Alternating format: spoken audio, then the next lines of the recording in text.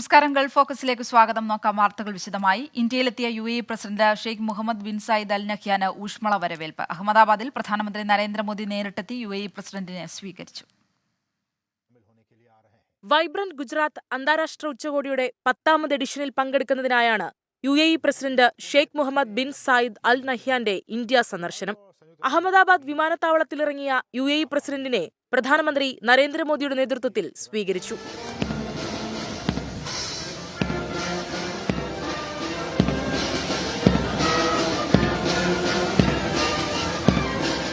വിദേശകാര്യമന്ത്രി S. ജയശങ്കർ, ദേശീയ സുരക്ഷാ ഉപദേഷ്ടാവ് അജിത് ഡോവൽ തുടങ്ങിയവർ വിമാനത്താവളത്തിലെത്തി. ഗാർഡ് ഓഫ് ഓണർ സ്വീകരിച്ച ശേഷം പ്രധാനമന്ത്രിയോടൊപ്പം റോഡ് ഷോയിലും UAE പ്രസിഡന്റ് പങ്കെടുത്തു. UAE വാണിജ്യ സഹമന്ത്രിയും ഗൾഫ് രാഷ്ട്രത്തിൽ നിന്നുള്ള മുഴുവൻ പ്രതിനിധി സംഘവും വിവിധ ലോക നേതാക്കളും വൈബ്രന്റ് ഗുജറാത്ത് ഉച്ചകോടിയിൽ പങ്കെടുക്കുന്നുണ്ട്. 24 ഡൽഹി. കഴിഞ്ഞ വർഷം 1,35,00,000 വിദേശ തീർത്ഥാടകർ ഉംറ നിർവഹിച്ചതായി സൗദി ഹജ്ജ് ഉംറ മന്ത്രി അറിയിച്ചു. ചരിത്രത്തിലെ ഏറ്റവും ഉയർന്ന കണക്കാണിത്. ജിദ്ദയിൽ വാർഷിക ഹജ്ജ് സമ്മേളനത്തിന്റെ ഉദ്ഘാടനത്തിൽ കേന്ദ്രമന്ത്രി സ്മൃതി ഇറാനി, സഹമന്ത്രി V. മുരളീധരൻ എന്നിവർ പങ്കെടുത്തു. ലോകത്തിന്റെ വിവിധ ഭാഗങ്ങളിൽ നിന്നുള്ള 1,35,50,000-ലേറെ വിദേശ തീർത്ഥാടകർ 2023 ഉംറ നിർവഹിച്ചതായി സൗദി ഹജ്ജ് ഉംറ മന്ത്രി ഡോക്ടർ തൗഫീഖ് അൽ റബി അറിയിച്ചു. ചരിത്രത്തിൽ ആദ്യമായാണ് ഇത്രയധികം വിദേശ തീർത്ഥാടകർ ഉംറ നിർവഹിക്കുന്നത്. ഇതിനു മുമ്പ് 2019 കൂടുതൽ തീർത്ഥാടകർ ഉംറ നിർവഹിച്ചത്. 85.5 ലക്ഷം തീർത്ഥാടകരാണ് അന്ന് ഉംറയ്ക്കെത്തിയത്. 2019 ഉംറ നിർവഹിച്ച തീർത്ഥാടകരെക്കാൾ 50 ലക്ഷത്തിലേറെ, അതായത് 58% കൂടുതൽ തീർത്ഥാടകർ 2023 മക്കയിലെത്തി. ജിദ്ദയിൽ നടക്കുന്ന വാർഷിക ഹജ്ജ് ഉംറ സമ്മേളനത്തിൽ സംസാരിക്കുകയായിരുന്നു മന്ത്രി. 80-ലധികം രാജ്യങ്ങളിൽ നിന്നുള്ള മന്ത്രിമാരും നേതാക്കളും 4 ദിവസം നീണ്ടു നിൽക്കുന്ന സമ്മേളനത്തിൽ പങ്കെടുക്കുന്നുണ്ട്. കേന്ദ്രമന്ത്രിമാരായ സ്മൃതി ഇറാനി, V. മുരളീധരൻ എന്നിവർ ഇന്നലെ നടന്ന ഉദ്ഘാടന സമ്മേളനത്തിൽ പങ്കെടുത്തു. ഹജ്ജുമായി ബന്ധപ്പെട്ട പുണ്യസ്ഥലങ്ങളുടെ വികസനത്തിനായി 5 ബില്യൺ റിയാലിന്റെ പദ്ധതികളാണ് നടന്നുകൊണ്ടിരിക്കുന്നത്. കഴിഞ്ഞ വർഷം 40,000-ഓളം പേർക്കാണ് ഹജ്ജ് സേവനത്തിനുള്ള പരിശീലനം നൽകിയതെങ്കിൽ ഈ വർഷം 1,20,000-ഓളം പേർക്കാണ് പരിശീലനം നൽകുന്നത്. ഇതിനകം 13 രാജ്യങ്ങൾ സന്ദർശിച്ച് ഹജ്ജ് എക്സിബിഷൻ നടത്തിയതായും ഡോക്ടർ തൗഫീഖ് അൽ റബി പറഞ്ഞു. ജലീൽ കടമംഗലം, 24 ജിദ്ദ. നിശ്ചയദാർഢ്യ വിഭാഗക്കാർക്ക് പുതിയ സേവനങ്ങൾ അവതരിപ്പിച്ച Dubai taxi company. DTC application ഉപയോഗിച്ച് നിശ്ചയദാർഢ്യ വിഭാഗക്കാർക്ക് സാധാരണ ടാക്സികൾ ബുക്ക് ചെയ്യാനാകും. ഇത്തരക്കാർക്ക് 50% നിരക്കിളവിലാണ് ടാക്സി സേവനം ലഭ്യമാവുക. ദുബായ് ടാക്സി കമ്പനിയാണ് പുതിയ പ്രഖ്യാപനം നടത്തിയത്. നിശ്ചയദാർഢ്യ വിഭാഗക്കാർക്ക് കൂടുതൽ സൗകര്യങ്ങൾ ഏർപ്പെടുത്താനുള്ള ലക്ഷ്യത്തിന്റെ ഭാഗമാണ് നടപടി. പുതിയ തീരുമാനപ്രകാരം DTC ആപ്ലിക്കേഷൻ ഉപയോഗിച്ച് നിശ്ചയദാർഢ്യ വിഭാഗക്കാർക്ക് സാധാരണ ടാക്സികൾ ബുക്ക് ചെയ്യാൻ സാധിക്കും. വീൽചെയർ ഉപഭോക്താക്കൾക്കായി രൂപകൽപ്പന ചെയ്ത പ്രത്യേക ടാക്സികൾ ആവശ്യമില്ലാത്ത വ്യക്തികൾക്ക് പുതിയ തീരുമാനം മൂലം യാത്ര സുഗമമാകും. ഇത്തരക്കാർക്ക് 50% നിരക്കിളവും ലഭിക്കും. ദുബായിയുടെ സന്നദ്ധ കാർഡുള്ള നിശ്ചയദാർഢ്യ വിഭാഗക്കാർക്കാണ് ഇളവ് ലഭിക്കുക. നിശ്ചയദാർഢ്യ വിഭാഗക്കാർക്ക് മെച്ചപ്പെട്ട സേവനങ്ങൾ നൽകുക എന്ന തീരുമാനത്തിന്റെ ഭാഗമായാണ് നടപടിയെന്ന് ദുബായ് ടാക്സി കമ്പനിയുടെ acting chief business transformation officer Abdullah Ibrahim Almeer പറഞ്ഞു. താമസക്കാർ, സന്ദർശകർ, വിനോദസഞ്ചാരികൾ എന്നിവരുൾപ്പെടെ നിരവധി ആളുകൾക്ക് തീരുമാനം ഗുണം ചെയ്യും. 24 ദുബായ്. ദുബായ് ഗ്ലോബൽ വില്ലേജിലെത്തുന്നവരെ ആകർഷിച്ച് GTRFAയുടെ ക്യാമ്പയിൻ പ്ലാറ്റ്ഫോം. വിസ സേവനങ്ങളും എയർപോർട്ടിലെ നടപടിക്രമങ്ങളും പരിചയപ്പെടുത്തുകയെന്ന ലക്ഷ്യത്തോടെ സ്ഥാപിച്ച പ്ലാറ്റ്ഫോം നിരവധി ആളുകളാണ് സന്ദർശിക്കുന്നത്. ഗ്ലോബൽ വില്ലേജിലെ പ്രധാന വേദിക്കരികിലായാണ് താമസ കുടിയേറ്റ വകുപ്പിന്റെ പ്രത്യേക ക്യാമ്പയിൻ പ്ലാറ്റ്ഫോം സ്ഥാപിച്ചിട്ടുള്ളത്. നിങ്ങൾക്കായി ഞങ്ങൾ ഇവിടെയുണ്ട് എന്ന സേവന പ്രചരണ ക്യാമ്പയിന്റെ ഭാഗമായിട്ടാണ് പുതിയ പ്ലാറ്റ്ഫോം GTRFA ഒരുക്കിയിരിക്കുന്നത്. സമൂഹത്തിലെ എല്ലാ വിഭാഗം ജനങ്ങളുമായും നേരിട്ട് ആശയവിനിമയം നടത്തുകയും വിവിധ സേവനങ്ങളെക്കുറിച്ച് അവബോധം വർദ്ധിപ്പിക്കുകയുമാണ് 1 മാസം നീണ്ടു നിൽക്കുന്ന പരിപാടിയിലൂടെ അധികൃതർ ലക്ഷ്യമിടുന്നത്. കുട്ടികളുടെ പാസ്പോർട്ട് പ്ലാറ്റ്ഫോം, GCC രാജ്യങ്ങളിലെ താമസക്കാരുടെ പ്രവേശന പെർമിറ്റ് റിന്യൂവൽ എന്നിവയുടെ വിവരങ്ങളും ഇവിടെ പരിചയപ്പെടുത്തുന്നുണ്ട്. അതോടൊപ്പം സ്മാർട്ട് ഗേറ്റുകൾ, സ്മാർട്ട് പാസ്, 48 മണിക്കൂറിന്റെയും 96 മണിക്കൂറിന്റെയും പ്രവേശന വിസകളെ സംബന്ധിച്ചുള്ള വിവരങ്ങളടക്കം വകുപ്പിന്റെ നിരവധി സേവനങ്ങളെ സംബന്ധിച്ച് പൊതുജനങ്ങൾക്ക് ഇവിടെ വെച്ച് വിവരം ലഭിക്കും. പവലിയനിലെ സന്ദർശകർക്ക് നൽകുന്ന ചോദ്യാവലിക്ക് ഉത്തരം നൽകുന്നവർക്ക് വിവിധ സമ്മാനങ്ങളും വകുപ്പ് ഏർപ്പെടുത്തിയിട്ടുണ്ട്. ക്യാമ്പയിൻ ഫെബ്രുവരി 8 വരെ നീണ്ടു നിൽക്കും. 24 ദുബായ്. UAEയിൽ ഓച്ചിറ സ്വദേശികളുടെ കൂട്ടായ്മ അയ്യപ്പ പൂജ നടത്തി. ഓച്ചിറ പരബ്രഹ്മ സേവാ സംഘത്തിന്റെ നേതൃത്വത്തിലായിരുന്നു പരിപാടി. ഗണപതി ഹോമം, ഭജനം, അന്നദാനം എന്നിവ ഉണ്ടായിരുന്നു. അജ്മാനിലെ ഗുഡ് എർത്ത് ഫാം ഹൌസിൽ നടന്ന പരിപാടിയിൽ UAEയിലെ വിവിധയിടങ്ങളിൽ നിന്ന് നിരവധി പേർ പങ്കെടുത്തു.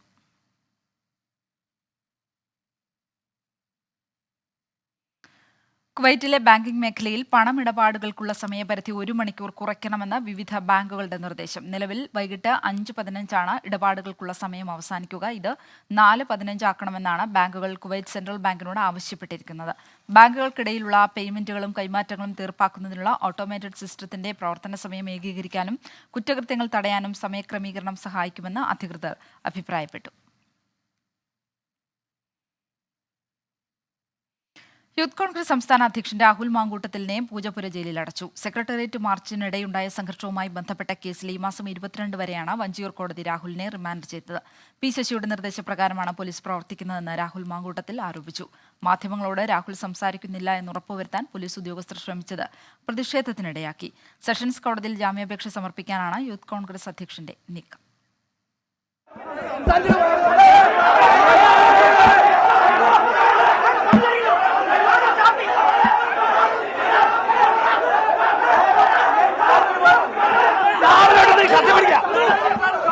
ഞാൻ കൊലപാതക കേസ് പ്രതിയല്ല. വഞ്ചിയൂർ കോടതി റിമാൻഡ് ചെയ്തതിന് പിന്നാലെ ജയിലിലേക്ക് കൊണ്ടുപോകാൻ പുറത്തിറക്കിയ രാഹുൽ മാങ്കൂട്ടത്തിലിനെ പോലീസ് ബലം പ്രയോഗിച്ചാണ് വാഹനത്തിൽ കയറ്റിയത്. മാധ്യമങ്ങളോട് സംസാരിക്കാൻ അനുവദിച്ചില്ല. താൻ കൊലക്കേസ് പ്രതിയാണോ എന്ന് ചോദിച്ച രാഹുൽ CI ഷാഫി ദേഹത്ത് തുടരുതെന്നും പി ശശി പറഞ്ഞത് കേട്ട് പെരുമാറരുതെന്നും ഉദ്യോഗസ്ഥരോട് കയർത്തു.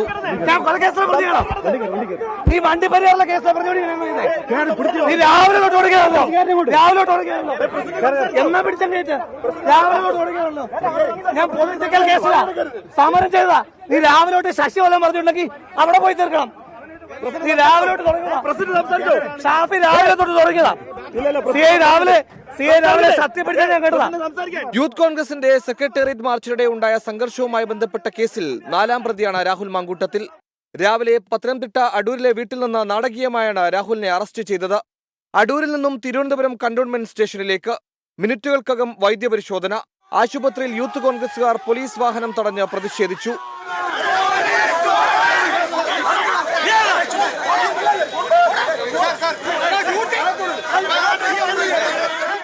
വഞ്ചിയൂർ കോടതിയുടെ നിർദ്ദേശപ്രകാരം വീണ്ടും വിശദമായ വൈദ്യപരിശോധന. ഗുരുതര ആരോഗ്യ പ്രശ്നങ്ങളില്ലെന്ന റിപ്പോർട്ടിന് പിന്നാലെ കോടതി ജാമ്യം നിഷേധിച്ചു. ഈ മാസം 22 വരെ റിമാൻഡ്. കോൺഗ്രസ് നേതാക്കളായ പാലോട് രവി, PC വിഷ്ണുനാഥ് എന്നിവർ പൂജപ്പുര ജയിലിലെത്തി രാഹുൽ മാങ്കൂട്ടത്തിലിനെ കണ്ടു. രാഹുൽ മാങ്കൂട്ടത്തിൽ ജീവനോടുണ്ടോ അതോ പോലീസ് ജീപ്പിനകത്തിട്ട് തല്ലിക്കൊന്നോ എന്നറിയാൻ രാഹുലിന്റെ പാർട്ടിയുടെ നേതാക്കന്മാർക്ക് ഒരു റൈറ്റ് ഇല്ലേ? ഇങ്ങനെ ഒരാളെ അറസ്റ്റ് ചെയ്ത് ഒളിച്ച് കടത്തിക്കൊണ്ട് നടക്കുന്നതാണോ സുപ്രീം കോടതി ഗൈഡ് ലൈൻസ്? ജാമ്യം തേടി നാളെ തന്നെ രാഹുൽ മാങ്കൂട്ടത്തിൽ സെഷൻസ് കോടതിയെ സമീപിച്ചേക്കും.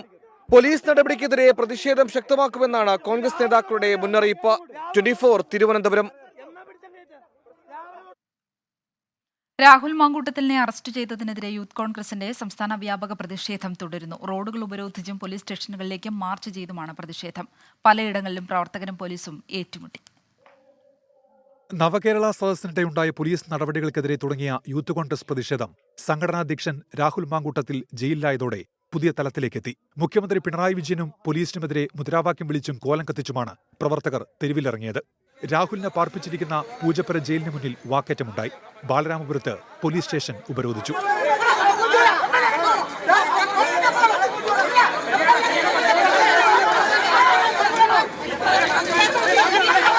ചവറ പോലീസ് സ്റ്റേഷൻ ഉപരോധിച്ച യൂത്ത് കോൺഗ്രസ് പ്രവർത്തകരെ അറസ്റ്റ് ചെയ്ത് നീക്കി. ചന്ദനത്തോപ്പിൽ ദേശീയപാത ഉപരോധിച്ചവരെയും അറസ്റ്റ് ചെയ്തു. പത്തനംതിട്ടയിൽ ആന്റോ ആന്റണി MP-യുടെ നേതൃത്വത്തിലായിരുന്നു പ്രതിഷേധം. കോട്ടയത്ത് പ്രവർത്തകരും പോലീസും തമ്മിൽ വാക്കേറ്റമുണ്ടായി. പിണറായി വിജയൻ വൈരാഗ്യബുദ്ധിയോടെ പെരുമാറുകയാണെന്ന് മാത്യു കുഴനാടൻ MLA പറഞ്ഞു. ആലുവ റെയിൽവേ സ്റ്റേഷൻ സമീപം ടയറുകൾ കൂട്ടിയിട്ട് കത്തിച്ചു.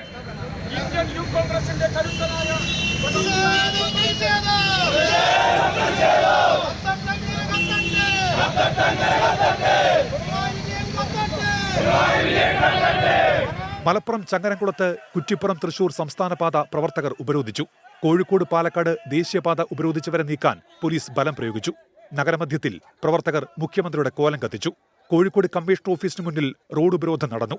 വയനാട്, ഇടുക്കി, പാലക്കാട്, ആലപ്പുഴ ജില്ലകളിലും യൂത്ത് കോൺഗ്രസ് പ്രതിഷേധിച്ചു. News desk 24.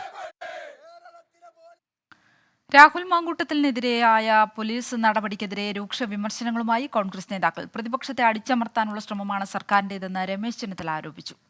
രാഹുൽ മാങ്കൂട്ടത്തിനെ റിമാൻഡ് ചെയ്ത നടപടിയിൽ അതിശക്തമായ പ്രതിഷേധം ഞാൻ രേഖപ്പെടുത്തുകയാണ്.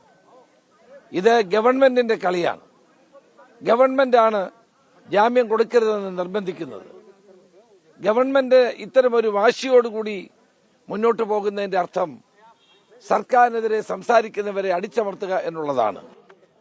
കോടതി വിധിയെപ്പറ്റി അല്ല ഞാൻ പറയുന്നത്. ഇവിടെ അനാവശ്യമായ വകുപ്പുകൾ ചേർത്ത് ഇവിടെ രാഹുലിന് ജാമ്യം കിട്ടാതിരിക്കാനുള്ള നടപടി സ്വീകരിച്ചത് പോലീസും ഗവൺമെന്റുമാണ്. ആ ഗവൺമെന്റ് നടപടി ഒരിക്കലും അംഗീകരിക്കാൻ കഴിയാത്തതാണ്. അതേസമയം അറസ്റ്റിനെ ന്യായീകരിച്ച് മന്ത്രി പി രാജീവ് രംഗത്തെത്തി. UDF കാലത്ത് പാതിരാത്രി MLA-മാരെ പോലും അറസ്റ്റ് ചെയ്തിട്ടുണ്ട്. പ്രതിപക്ഷം സംഘർഷം തുടർന്നാൽ ഇനിയും നിയമ നടപടി ഉണ്ടാകുമെന്നും പി രാജീവ് പറഞ്ഞു. നിങ്ങളൊക്കെ ഉന്നയിച്ച കാര്യങ്ങളും അവിടെ കോടതിയുടെ മുൻപാകെ അവർ ഉന്നയിച്ച കാര്യങ്ങളെല്ലാം പരിശോധിച്ചിട്ട് കോടതി ഒരു നിലപാടെത്തിരിക്കുന്നു. അത് നിയമത്തിന്റെ വഴിക്ക് പോവുക എന്നതാണ് അതിനകത്ത് സൂചിപ്പിക്കാനുള്ളത്. പോലീസ് രാഷ്ട്രീയമില്ല, പോലീസ് നിയമം നോക്കും, നിയമത്തിന്റെ വഴിക്ക് പോകും.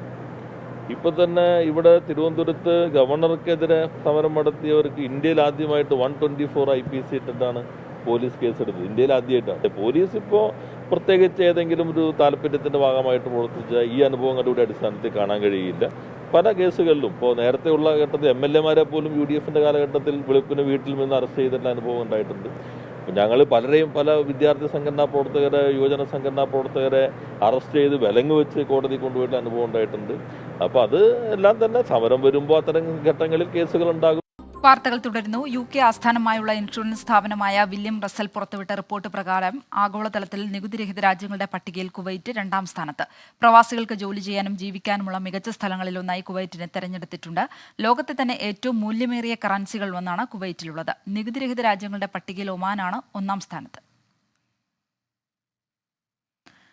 സിറോ മലബാർ സഭ മേജർ ആർച്ച് ബിഷപ്പ് തെരഞ്ഞെടുപ്പ് പൂർത്തിയായി. സിനഡിലെ വോട്ടെടുപ്പിൽ പാലാ രൂപത ബിഷപ്പ് മാർ ജോസഫ് കല്ലറങ്ങാട്ടാണ് 3-ൽ 2 ഭൂരിപക്ഷം നേടിയതെന്ന സൂചന. ഫലം വത്തിക്കാൻ അംഗീകരിച്ചാൽ നാളെ തന്നെ ഔദ്യോഗിക പ്രഖ്യാപനമുണ്ടാകും. കാക്കനാട് മൗണ്ട് സെന്റ് തോമസിൽ തുടരുന്ന സിനഡിന്റെ 2ാം ദിനമായ ഇന്ന് നടന്ന വോട്ടെടുപ്പിലാണ് പുതിയ സഭാ അധ്യക്ഷനെ തെരഞ്ഞെടുത്തത്. വിരമിച്ചവരടക്കം 55 ബിഷപ്പുമാരാണ് സിനഡിൽ പങ്കെടുക്കുന്നത്. ഇതിൽ 53 ബിഷപ്പുമാർക്കാണ് വോട്ടവകാശം. വോട്ടെടുപ്പിൽ 3-ൽ 2 ഭൂരിപക്ഷം നേടുന്ന ആൾ അധ്യക്ഷനാകുമെന്നതാണ് ചട്ടം. രാവിലെ നടന്ന ആദ്യ റൗണ്ട് വോട്ടെടുപ്പിൽ തന്നെ അധ്യക്ഷനെ തെരഞ്ഞെടുക്കാനായി.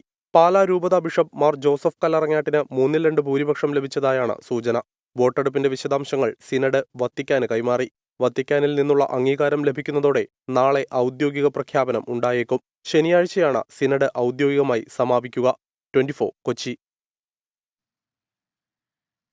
തിരുവനന്തപുരം വിതുരയിൽ വനത്തിൽ മരിച്ച നിലയിൽ കണ്ടെത്തിയ യുവതിയെ ആൺസുഹൃത്ത് കൊലപ്പെടുത്തിയതെന്ന് പോലീസ് സ്ഥിരീകരിച്ചു. പ്രതിയായ സുഹൃത്ത് അച്ചു പോലീസ് കസ്റ്റഡിയിൽ. വിതുര സ്വദേശി സുനിലയാണ് കൊല്ലപ്പെട്ടത്. ഇന്നലെ പുലർച്ചെ ചികിത്സയ്ക്കായി വീട് വിട്ടിറങ്ങിയതാണ് വിതുര സ്വദേശിനി 22-കാരിയായ സുനില. സുഹൃത്തിനൊപ്പം മെഡിക്കൽ കോളേജിലേക്ക് പോയെന്നായിരുന്നു വീട്ടിൽ പറഞ്ഞത്. പിന്നീട് യുവതി തിരിച്ചെത്തിയില്ല. ഇതിനെ തുടർന്ന് ഭർത്താവ് വിതുര പോലീസിൽ പരാതി നൽകി.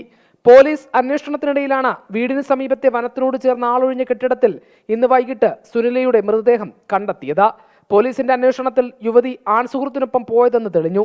തുടർന്ന് സുഹൃത്ത് അച്ചുവിനെ പോലീസ് കസ്റ്റഡിയിലെടുത്ത് ചോദ്യം ചെയ്തു. യുവതിയെ ഇയാൾ കഴുത്തുഞെരിച്ച് കൊന്നതാണെന്ന് മൊഴി നൽകി. ഒരുമിച്ച് ജീവിക്കാൻ കഴിയാത്തതിനാൽ മരിക്കാനായിരുന്നു പദ്ധതി. കൊലയ്ക്ക് ശേഷം ആത്മഹത്യ ചെയ്യാനായിരുന്നു യുവാവിന്റെ നീക്കം. നിലവിൽ നെടുമങ്ങാട് ഡിവൈഎസ്പിയുടെ നേതൃത്വത്തിലാണ് കേസിന്റെ അന്വേഷണം. കസ്റ്റഡിയിലുള്ള യുവാവിനെ വിശദമായി ചോദ്യം ചെയ്യേണ്ടതുണ്ടെന്ന് പോലീസ് അറിയിച്ചു. 24 തിരുവനന്തപുരം. പ്രധാനമന്ത്രി നരേന്ദ്രമോദി അടുത്ത ചൊവ്വാഴ്ചയും ബുധനാഴ്ചയും കേരളത്തിൽ. ചൊവ്വാഴ്ച വൈകിട്ട് 5-ന് കൊച്ചിയിൽ റോഡ് ഷോ നടത്തും. ബുധനാഴ്ച രാവിലെ 7-ന് ഗുരുവായൂരിൽ എത്തുന്ന പ്രധാനമന്ത്രി സുരേഷ് ഗോപിയുടെ മകളുടെ വിവാഹത്തിലടക്കം പങ്കെടുക്കും. അശ്വിൻ പാലാഴി വിവരങ്ങൾ നൽകും. അശ്വിൻ, പ്രധാനമന്ത്രിയുടെ മറ്റ് ഔദ്യോഗിക പരിപാടികൾ എന്തെങ്കിലും ഉണ്ടോ? എങ്ങനെയാണ് പരിപാടികളുടെ ക്രമീകരണം? ശ്രീലക്ഷ്മി, കഴിഞ്ഞ ദിവസത്തെ സന്ദർശനങ്ങൾക്ക് ശേഷം വീണ്ടും 2 ദിവസത്തെ സന്ദർശനത്തിനായാണ് മോദി കേരളത്തിലേക്ക് എത്തുന്നത്. പ്രധാനമായും 2 ജില്ലകളിലാണ് മോദി എത്തുന്നത്. അത് എറണാകുളം, തൃശൂർ ജില്ലകളിലാണ്. പ്രധാനപ്പെട്ട ചില ചടങ്ങുകൾ തന്നെയാണുള്ളത്. കൊച്ചിയിൽ റോഡ് ഷോ സംഘടിപ്പിക്കുന്നുണ്ട്. ബുധൻ, ചൊവ്വ ദിവസങ്ങളിലാണ്, അതായത് വരുന്ന ചൊവ്വ ബുധൻ ദിവസങ്ങളിലാണ് ഈ സന്ദർശനം ഉള്ളത് എന്നുള്ളതാണ് ഏറ്റവും പ്രധാനപ്പെട്ട കാര്യം. ചൊവ്വാഴ്ച വൈകിട്ട് 5 മണിയോടെയാണ് കൊച്ചിയിലെ റോഡ് ഷോ സജ്ജീകരിച്ചിരിക്കുന്നത്. അതിനുശേഷം ബുധനാഴ്ച രാവിലെയോടെ ഗുരുവായൂരിലെത്തും. അവിടെ സുരേഷ് ഗോപിയുടെ മകളുടെ വിവാഹമുണ്ട്. അതടക്കം അതിനൊപ്പം തന്നെ സമൂഹ വിവാഹം നടക്കുന്നുണ്ട്, അതിലും പങ്കെടുക്കും. ക്ഷേത്ര ദർശനം തന്നെയാണ് മറ്റൊരു പ്രധാനപ്പെട്ട കാര്യം. ഇങ്ങനെ 3 പരിപാടികളാണ് തൃശൂർ ജില്ലയിൽ അന്ന് ക്രമീകരിച്ചിരിക്കുന്നത്. രാവിലെ 10 മണിയോടെ ശേഷം തിരികെ കൊച്ചിയിലെത്തും. അവിടെ പാർട്ടിയുടെ നേതൃയോഗങ്ങളിൽ അടക്കം പങ്കെടുക്കാനാണ് മോദിയുടെ തീരുമാനം. ഒപ്പം ശക്തി കേന്ദ്രങ്ങളിലെ ആളുകളുടെ യോഗം തൃശൂരിൽ ക്രമീകരിച്ചിട്ടുണ്ട് എന്നുള്ള വിവരം വരുന്നുണ്ട്. അതിൽ ചില പുതുക്കിയ ക്രമീകരണങ്ങൾ കൂടി വന്നാൽ മാത്രമേ ശക്തി കേന്ദ്രങ്ങളിലെ നേതാക്കളുമായുള്ള കൂടിക്കാഴ്ചയുമായി ബന്ധപ്പെട്ട വിവരങ്ങൾ പുറത്തു വരികയുള്ളൂ. എന്തായാലും ഇങ്ങനെയാണ് പ്രധാനപ്പെട്ട മോദിയുടെ 2 ദിവസങ്ങളിലെ പരിപാടി നിലവിൽ ചാർട്ട് ചെയ്തിരിക്കുന്നത്. അതിനുശേഷം ബുധനാഴ്ച ഉച്ചയോടുകൂടി തിരികെ മടങ്ങാനുള്ള ഒരു ക്രമീകരണമാണ് ഏർപ്പെടുത്തിയിരിക്കുന്നത്. എന്തായാലും കൊച്ചിയിലെ റോഡ് ഷോ വളരെ ശ്രദ്ധേയമാണ്. കാരണം മധ്യ കേരളത്തിലടക്കം BJP വളരെ ശക്തിയോടെ മുന്നോട്ട് വരാൻ ശ്രമിക്കുന്ന സമയത്ത്, പ്രത്യേകിച്ച് പാർലമെന്റ് തെരഞ്ഞെടുപ്പിന്റെ കൂടി പശ്ചാത്തലത്തിൽ കൊച്ചിയിൽ നടത്തുന്ന റോഡ് ഷോ തൃശ്ശൂരിലേതുപോലെ തന്നെ ഒരുപക്ഷെ അതിനേക്കാൾ കൂടുതൽ പ്രാധാന്യത്തോടു കൂടി രാഷ്ട്രീയ കേരളം നോക്കിക്കാണുന്നതാണ്.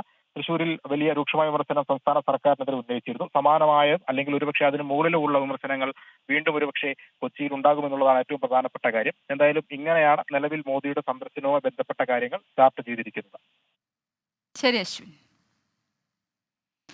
ഗവർണർക്ക് മുന്നറിയിപ്പുമായി CPIM.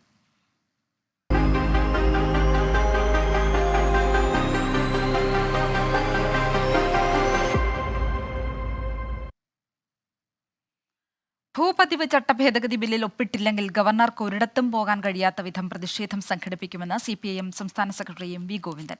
ബില്ലിൽ ഒപ്പിടാത്ത ഗവർണറുടെ നടപടിയിൽ പ്രതിഷേധിച്ച് LDF രാജ്ഭവൻ മാർച്ച് നടത്തി. നിയമസഭ ഏകകണ്ഠമായി പാസാക്കിയ നിയമം പ്രാവർത്തികമാക്കാൻ ഗവർണർ ആരിഫ് മുഹമ്മദ് ഖാന്റെ നിലപാട് തടസ്സമാണെന്ന് പ്രതിഷേധ മാർച്ച് ഉദ്ഘാടനം ചെയ്ത് CPIM സംസ്ഥാന സെക്രട്ടറി MV ഗോവിന്ദൻ പറഞ്ഞു. ഇടുക്കിയിലെ ജനങ്ങൾ അനുഭവിക്കുന്നത് കാർഷിക പ്രശ്നങ്ങളാണ്. ബില്ലിൽ ഒപ്പിടാത്തത് BJPയുടെ താൽപര്യമാണെന്നും ആരോപണം. ഈ കേരളത്തിലെ കേരളത്തിന്റെ ഒരറ്റം മുതൽ മറ്റൊരറ്റം വരെ എവിടെയും പോകാനാവാത്ത രീതിയിലുള്ള ജനകീയ പ്രതിഷേധത്തിന് കേരളത്തിലങ്ങോളമിങ്ങോളമുള്ള കർഷക ജനവിഭാഗവും മുന്നോട്ടേക്ക് വരും. ഗവർണർക്ക് മലയോര ജനതയെ അറിയില്ലെന്നും ഭരണഘടനാ ബാധ്യത നിറവേറ്റണമെന്നും MM മണി MLA. ഗവർണർക്ക് അറിയില്ല മലയോര ജനതയെ.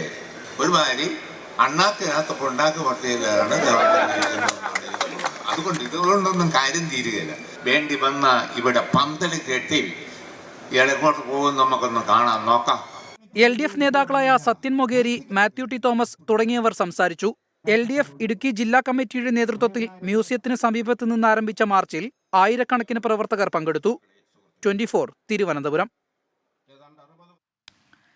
ഇടുക്കിയിൽ ഗവർണർക്കെതിരെ വ്യാപക പ്രതിഷേധം. 3 SFI DYFI പ്രവർത്തകർ കരിങ്കൊടി കാണിച്ചു. പ്രതിഷേധക്കാരെ അഭിവാദ്യം ചെയ്തായിരുന്നു ഗവർണറുടെ മറുപടി. ഗവർണറുടെ സന്ദർശനത്തിനെതിരെ ജില്ലയിൽ LDF ഹർത്താൽ ആചരിച്ചു. തനിക്കൊരിടത്തും ഭീഷണിയില്ലെന്നും പ്രതിഷേധങ്ങളെ ഭയമില്ലെന്നും വ്യക്തമാക്കിയാണ് ഗവർണർ ആലുവ ഗസ്റ്റ് ഹൌസിൽ നിന്ന് ഇടുക്കിയിലെ വേദിയിലേക്ക് തിരിച്ചത്. I am already 72. I am living on borrowed times. I feel no threat from anywhere. Have you seen me walking on the road in the market in Kozhikode? ജില്ലാ അതിർത്തിയിൽ ഗവർണറെ വരവേറ്റത് SFIയുടെ കറുത്ത ബാനറും കരിങ്കൊടിയും.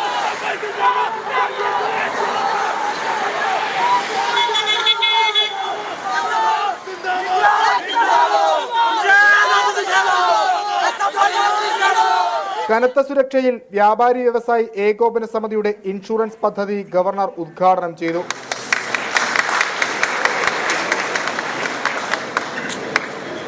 വേദിക്ക് പുറത്തേക്കിറങ്ങിയ ഗവർണറെ കാത്ത വീണ്ടും DYFI. ഇത്തവണ പ്രതിഷേധക്കാരെ അഭിവാദ്യം ചെയ്ത ഗവർണറുടെ മറുപടി.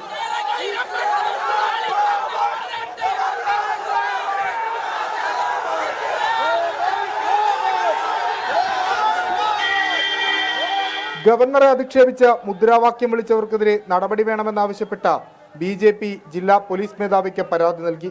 ഇടുക്കിയിൽ LDF പ്രഖ്യാപിച്ച ഹർത്താൽ സമാധാനപരമായി അവസാനിച്ചു. 24 ഇടുക്കി.